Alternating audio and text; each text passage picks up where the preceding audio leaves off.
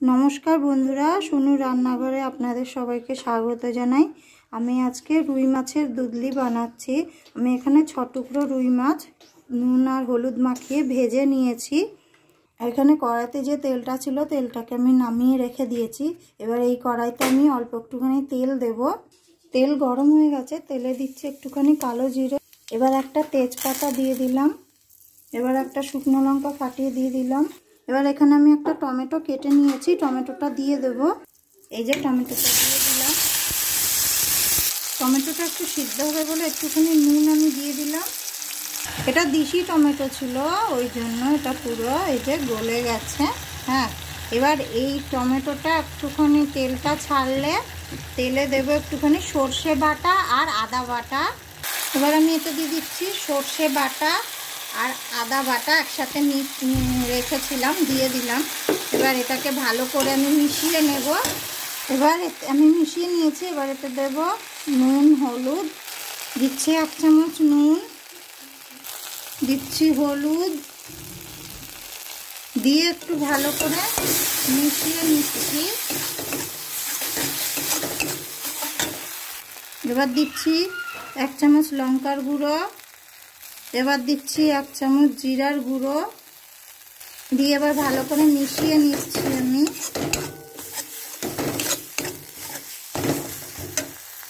এবার আমি যে সর্ষে বাটা আদা বাটা রেখেছিলাম ওই বাটিতে একটু জল নিয়ে এটা দিয়ে দিলাম, যাতে মশলাটা পুড়ে না যায়। মশলাটা একটুখানি ভালো করে একটু কষিয়ে নেব আমি।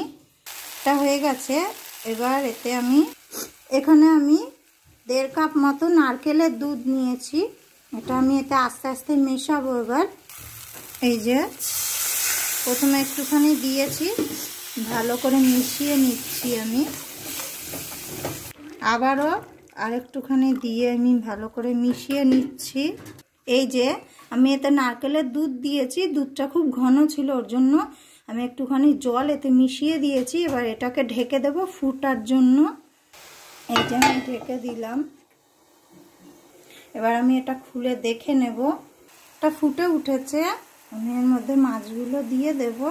আমি এটা দিয়ে দিয়েছি। এবার এটা ফুটুক, এর মাছগুলোর মধ্যে ভালো করে নুন হলুদ সব ঢুকে যাক। তারপর ততক্ষণ আমি এটা আবার ঢেকে দেব। এই যে আমি ঢেকে দিয়েছি।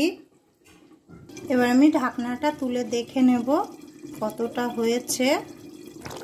তো এই যে হয়ে গেছে। এবার আমি উপর থেকে একটুখানি চিনি দেব, এর উপর থেকে একটু চিনি দেব। এবার এই যে আমি একটুখানি চিনি নিয়েছি, এতে দিয়ে দিলাম উপর থেকে। চিনিটাকে ভালো করে আবার মিশিয়ে দিচ্ছি আমি।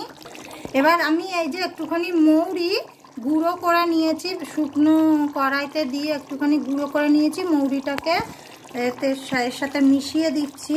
মিশিয়ে দিলেই তৈরি হয়ে যাবে আমাদের রুই মাছের দুধলি।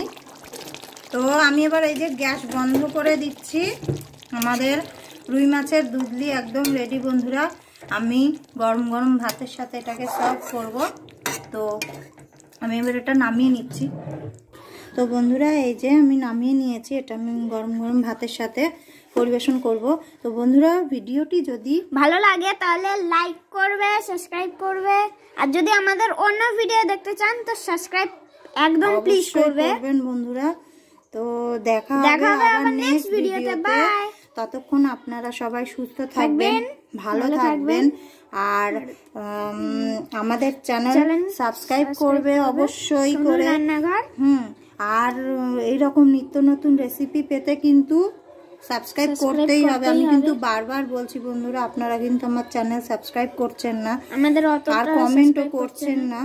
আমরা এত সুন্দর সুন্দর রেসিপি তৈরি করে আপনাদেরকে দেখাচ্ছি, আপনাদের পছন্দ হচ্ছে না কি বলুন, নাহলে আমরা অন্য ভিডিও ছেড়ে দেব আবার নতুন ভিডিওতে।